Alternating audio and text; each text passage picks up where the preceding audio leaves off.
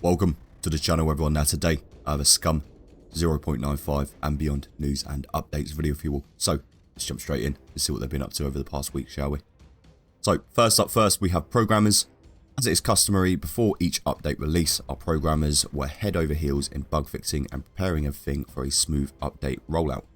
However, deep within the chambers of their office, new code for the NPC firearm system has been developed, along with overall performance improvements for the game. So some really good things are on the horizon for Scum at the moment. We've seen, teasers for a number of upgrades, including foliage, lighting, POI upgrades.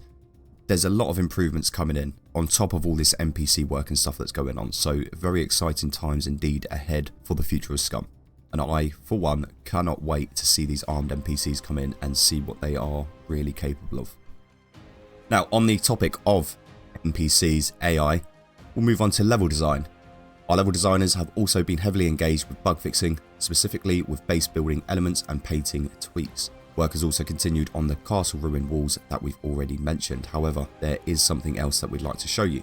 Some of you may have had the fortune or misfortune of encountering the new dropship and its deadly weapons. Since this feature has been soft launched, it is still prone to a variety of changes that also include visual improvements, such as work in progress, the one you can see in a peek below.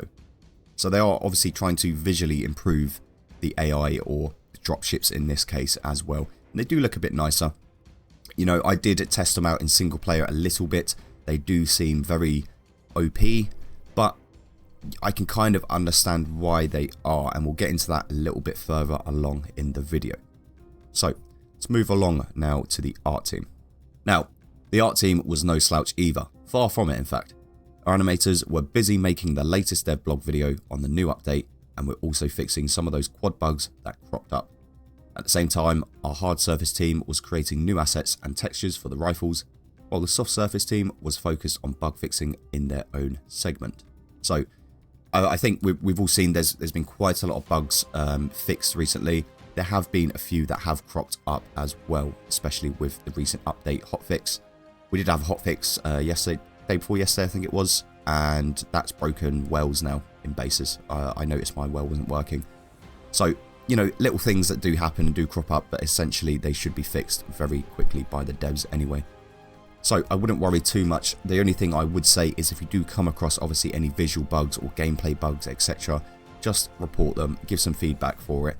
There is a link obviously down in the description if you do want to go to the website, or in game if you hit escape there's a report button there that you can report from as well, and that will take you directly to the website from in game. Now let's move along from art team to our sound team. Now if the dropship didn't sound good to you, then rest assured our sound team will make it pop once they are done with it. So they have already added in some more sounds and stuff in the hotfix, but we'll get through to that again in a little bit near the end of this video. But next up we have the QA CM guys, and our QA team has been tirelessly working to help the team make one of the smoothest patch releases since Scum entered early access. So make sure to send inappropriate message of support to Cheese King and Kick, they'll appreciate it greatly. Other than this, we had the design team. Design team has also been heavily engaged with bug fixing for this new patch. Nothing more to add here this week, but if you've watched our previous BTS video, you'll know what they'll continue working on. So little teaser there, but I think it's basically aiming towards what we saw in last week's video. There is no behind the scenes video this week because there wasn't one on Friday. I think there's been a week's break for it. It should hopefully come back next week. But we did see a little teaser for top 10 most wanted last week in the BTS video, which to be honest was very, very interesting. It would be nice to see more of these things come into the game. It's even though it is sort of like a PvP aspect because you will be hunting another player, I'm assuming they'll put it under a PvE style like the quests and things like this. It will come under that sort of area. Things to keep you occupied other than, just looting or killing puppets. Building bases, the standard sort of thing that we've had for so long, which is sort of why Scum's revolved around PvP for so long, because we haven't seen many of these PvE elements come in. But hopefully within, the next 6 months to a year, we should see a lot more PvE elements coming in, quests, missions, these sort of things, as well as NPCs. So your single player playthroughs will get a lot more interesting as the year goes on. But I, for one, am very excited about all of this PvE stuff that is coming in. Hopefully it is expanded to a sort of a large sector of the game. You know, it has a large presence in the game itself. I don't want it to be, you know, just a few missions here and there or something like that. It would be nice to see a very in-depth quest design to this game. But only time will tell. So let's move along to our question and answer section. Just one question. Will the mech destroy the trees when dropped from the dropship? If some foliage stands in their way to your base, you can be sure that some greenery will not stop them in their mission to forcibly redecorate your base. So hopefully we will see some sort of level of destruction as sort. Who knows? We'll have to wait and see on that, but it's a very interesting take on it. Up next we have Uncle B. When is the next update?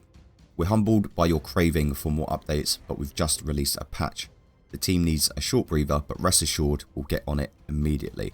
Obviously, they have just had a rather sort of large patch implementing quite a few different things, which were in a soft launch as well, you know, especially the dropship. So that is going to be taken on some feedback, being worked on and then put back in, which it has been in the hotfix. So they have done some work to this, which we had a hotfix 2 days ago and then the update earlier last week. Give it a bit more time, you know, hopefully over the next month or so we'll see another patch or another hotfix with some more bug fixing involved in it. Now, up next we have Walter. When can we expect some interesting stuff for single players, NPCs, quests, etc.? Now, there is no explicit dates for those updates. We'll have more to share in that regard when the time's right. So again, when it comes to quests and things like this, I don't feel like we're going to get this sort of anytime soon. I feel like this will be further along down the line, possibly end of this year towards, you know, January, February next year. I feel like that side of things is going to be more closer to the 1.0 side of things than the NPCs. I feel like we may get human NPCs and things in before the quest lines. Only reason being for that is because I feel like the NPCs, like we've seen with the dropships, may go into a soft launch first, and then that gives them time to have some feedback and stuff and improve them before fully launching them before a 1.0. That's just my thoughts on it anyway. It could be, I could be completely wrong, but you know, that is probably my best educated guess on the way they'll go about it. Now, we have quite a long question here, but I thought it was quite important to sort of share with you guys. Alright, so we'll go through it quickly. Seems pretty good, but the dropship with the mech worries me. Mechs are already beefy, as we all know, and now we got to worry about both mechs and a massive ship and our base of all places. Worried it will wreck the base completely and make it so you have to constantly move and rebuild, not really being able to do much more than that. And this means you kind of rely on having an RPG or higher powered rifle, something that isn't easy to get. So I hope we get some high powered weapons or perhaps a anti-air vehicle of sorts. I know the RT-20 would probably come into this game at some point. I noticed the rounds for it in the gun store and it's a Croatian gun. So let's go through the answer quickly and then we'll speak a little bit about this. So the idea behind the dropships was to introduce an additional layer of challenge for players and teams that are already most dominant on the servers. They will not be attacking those who have just started to build their fledgling bases. The reasoning is that if you have enough time and resources to create concrete citadels on the map, you should have the means to defend yourself from the dropship and the mech that they drop.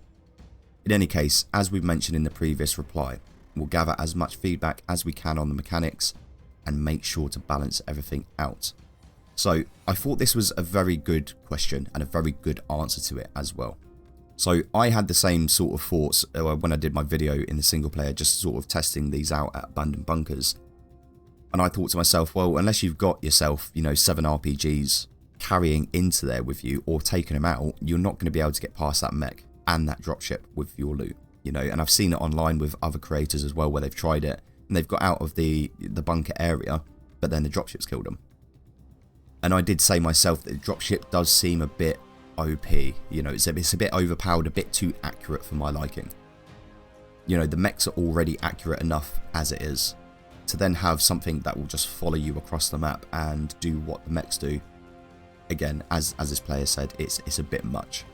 But as I said, these dropships are most likely going to be aimed towards the players that have the most FP count, or the squad that has the most overall FP count, because they are going to be the strongest. And you know, Tech 1 doesn't want these strong groups of prisoners gaining so much power, so that's why then they would send in this dropship with a mech to try and eliminate them as such. So it does make sense, you know, this dropship isn't going to come after you if you've just started on the island and you've just got your twigs built on your walls. You know, it's not probably going to turn up to your base. So for new players, I don't think you need to worry too much about these dropships. The only time you will really have to worry about them as such is like abandoned bunkers. If you set an alarm off there, one will turn up.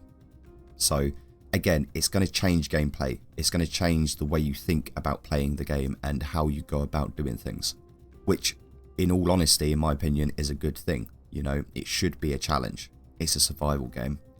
I shouldn't be able to run around this map and get myself the best guns and have the best base and the best vehicles and have no repercussions for that as such, other than maybe another squad or player blowing up a wall on my base and raiding me a little bit. I feel like this is going to give us a lot more playability and a lot more challenge, especially when it comes to the PvE side of things. So I'm all for it, but again, it does need some balancing, of course. So we're going to move on now to the hotfix, and we have a whole list of bug fixes here. Now again, I'm not going to go through every single one of these. If you wish to, pause and read through them. Okay, there are quite a few here. We did also have the bug fixes from the update as well last week, so quite a lot has been going on. And on top of this, we had quality of life, which I will go through with you now. So they did add new dropship sounds. They've removed the craftable holsters from the trader inventory. Improvised shotgun and handgun can now use more caliber types, making them more viable. On top of that, they also reduced the crafting materials needed for both the improvised shotgun and handgun. Implemented plow and spike attachments for the RIS vehicle or the quad bike, and they've also removed outdated items from the spawning pool. Now on top of this, they also gave us a list of server settings. Again, if you feel like it, pause here, read through them. If you're a server owner or a admin, you've probably read through these already, but if you want to sort of play around with your single player settings a little bit, then have a look through these yourself. But that is pretty much going to be it for today. There's been no sort of teasers as such. There was no BTS video this Friday either. So mainly just going through the dev update as well as the hotfix that we received a couple of days ago. So thank you for joining me. I just want to give a quick shout out to our channel members. Thank you for your extra and ongoing support. It's always appreciated. Now, if you want to join them, you can do. Head to the channel, hit that join button and see what perk suits you best. But if you want to support me in another way, you can do simply by liking, subscribing and hitting that notification bell. And that way you'll stay up to date with all the latest Scum news and even that random stuff I like to get up to. Until next time, see ya.